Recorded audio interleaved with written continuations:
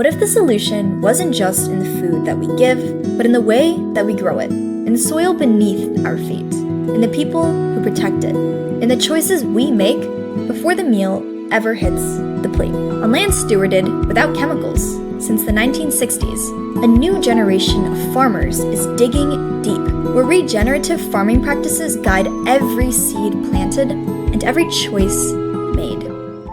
I'm Christine. I'm one of 3 women that co-own and operate Wild Trillium Farm. We share land with the Goggers at Natural Farm Stand in Richmond, Illinois, and this is our 5th season. Every week, Wild Trillium Farm packs up the best of what the season has to offer. Through their CSA, they share fresh, local foods straight from the fields to the community. In general, the front end of the week is when we do a lot of our harvest for our CSA, which is community-supported agriculture. So we deliver a subscription of what the season is offering every week to our customers. We're really excited about offering a CSA because it gives folks the opportunity to learn what's in season instead of just walking into the grocery store with a recipe list. This farm grows nourishment from the body and balm for the soul. The way that we farm, I think, is really important because it allows people to be more flexible and adaptable, and at the end point, ideally, is resilient. There's so many ways that we can engage with food that I think we've pulled ourselves away from. So I think medicine in that sense is like a self-care approach. Wild Trillium is rooted in regenerative farming on land that's never known chemicals, only care. Well, for us, chemicals should not be part of our food system. They don't need to exist. I think the land tells you when something's out of balance. On this land, soil isn't an afterthought, it's the foundation. For over 25 years, Farmer Gary has nurtured every inch without a single drop of synthetic chemical. Well, my grandfather bought the place in 1923. This farm has never had herbicide, pesticide, or fertilizer used on it. It's very quite fertile. Grandpa was basically organic biodynamic.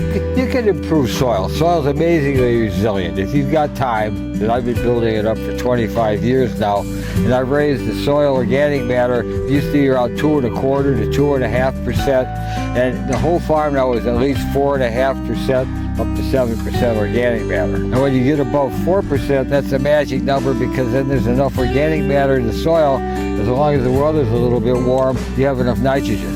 So you don't have to worry about nitrogen in it. And because I use the compost that's full of potassium, now we get the horse manure, so that's where you get your phosphates. If we want a future that nourishes us, we have to start by healing the soil beneath our feet.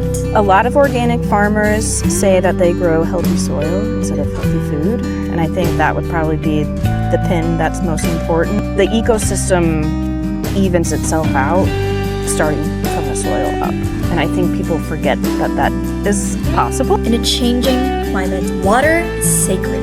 Christine and her team rely on soil itself to retain life. The more organic matter and other land management practices that you can introduce to your soils and fields helps water retention. And this is one of the reasons why organic farming is really important, because it doesn't only protect the soil and the crops that grow above, but it also protects what happens underneath the soil and what happens beyond it, within our water systems and groundwater and everything like that. So at this farm, we don't do any irrigation. We instead focus our efforts on the soil management. For Mitch, farming isn't just about taste. It's about being part of something real. Most of the time, this is it's labor, but it's also therapeutic, and you feel a little more connected to the natural side of things. I care a lot about the environment too, and you start to find out that all of that is just one big circle. Better practice for the land is better tasting food. And now, thanks to a 100-year conservation easement, this soil is promised a future, never to be buried beneath concrete, but forever rooted in growth, memory, and real food for generations to come. We're not doing this just for this one moment. We're preserving this land for memories and futures we'll never know. And so I think that's really important, is that food production and caring for land is one of those like pretty classic opportunities to just like leave it better than he found it. On this land, we see the future blooming, not in numbers, but in nourishment, in choice, in community. Because food insecurity is not just about what's missing from the plate, it's about what's missing from the system. And what Wild Trillium shows us is how to start planting something better. Wild Trillium is more than a farm, it's a legacy in the making, a quiet revolution rooted in care.